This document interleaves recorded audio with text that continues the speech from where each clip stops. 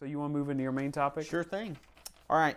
So today I wanted to talk about really what are the benefits of having your guitar wired plugged straight in or into your pedal board, still with a cable, or going wireless. And your thoughts on that. Because I know a lot of gigging musicians like having wireless. I know a lot of people like having just plugged straight in with a cable. So what are your thoughts on that? What are the benefits, pros, cons? Well, the pros of wireless is you don't have to fool with any wires, right? You're not going to be tripping on them. You don't have to worry about any of that. You can go anywhere you want to. You're not going to be doing the cable dance and trying to untangle things or getting it wrapped around somebody or pass a bass player while you're playing music and like get you tangled up with him. That's about the only pro I can come up with. So, I mean, really, that's about all I got. Everything else is cons for me. So, you got to worry about radio interference with some of these things. Yes, I know they've gotten much better. A lot better. And they've got things that mimic like what the capacitance of a cable would be. You know, Line 6, whenever they come out with that wireless where you could switch like a 10-foot cable, 20-foot cable, and like you could change that length up, that was a pretty big game changer for guitar players because it was pretty inexpensive wireless and it sounded as close as you can get. And you didn't have like big dropouts or anything like the old wirelesses. Right. You know, the wirelesses, it has a great big pack on the back. You know, Shure makes some really good wirelesses. I was about to say, Shure has one, and it has like a tuner on it and everything too. I think that's cool. And I mean, I guess you are going to have a tuner spot on your board. Some of the old wirelesses, the problem was you'd have to have that big box. Huge. And it would have huge antennas. And have big antennas, and you had to find a way to put that into your pedal board. And if you ran a fuzz pedal, Nightmare. You can't. Nightmare. If you're running like an old germanium style fuzz or treble booster, you can't run a wireless into it. You know, it needs to be before the wireless technically. So I guess you could strap on a fuzz face on your back. Yeah, be like Brian May. Yeah, but only with a fuzz face. Yeah. What can you imagine a round fuzz face? That would be cool. Awesome. So that's a whole nother issue. But for me, I know cables go bad and you have problems with cables, but you still got to connect a cable from that wireless into your pedal board. You still got a possibility of having a problem. Unless you are playing a huge arena, unless you are Brad Paisley or you are Zach Wilde or somebody, I just don't think there's a need for it. I just honestly don't. I mean, even like Joe Bonamassa is using a cable, you know, and I don't know. I think a lot of times the people that it's convenient to have a wireless, but I think most of the time those people can get by with a wire and not have to worry about it. And it's not a concern anymore. But what do you think? So Brian May still uses a cable. He had like, I don't know if it was 100 foot, but it was really close to that at one point. And, you know, he has treble booster and all that stuff. So honestly, the capacitance, it probably helped him out. It might have. But, and with those like single coils on that guitar and everything. But I'm with you. I think like wireless is cool, I would say, for a microphone. Yeah.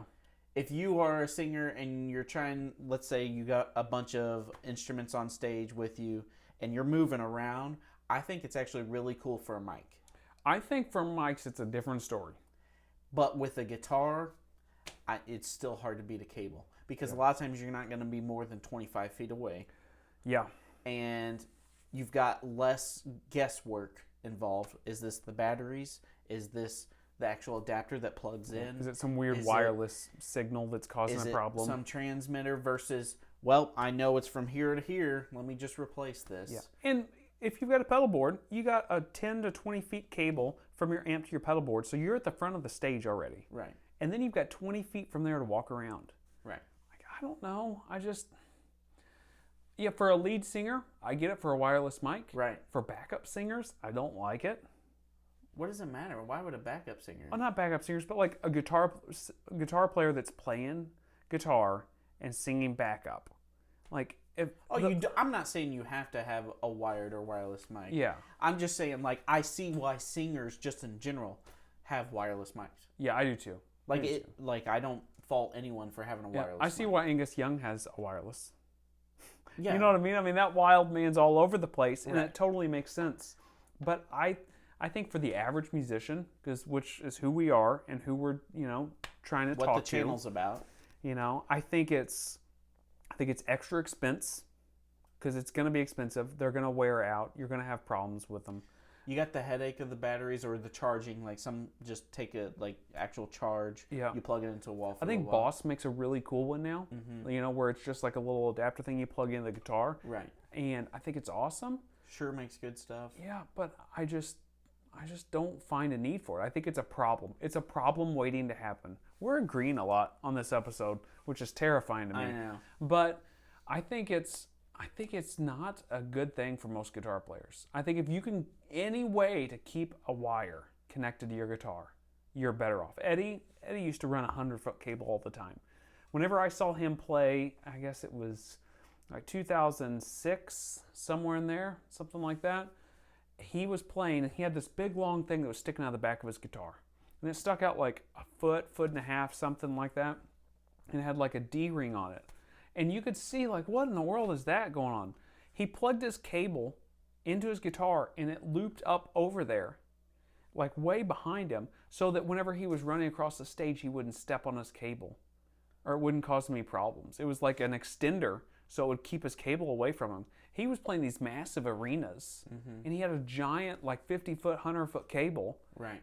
And he had this thing screwed into his guitar to keep it away from him. I will say, like, back then, their wireless systems are not as good as they are now. No, they definitely weren't as good. But, I mean, 2006, 2007, I mean, Angus has been playing with wireless since forever. And, yeah, there's problems with it. That's part of his sound, though. But, yeah, at this point, it's part of his sound for sure.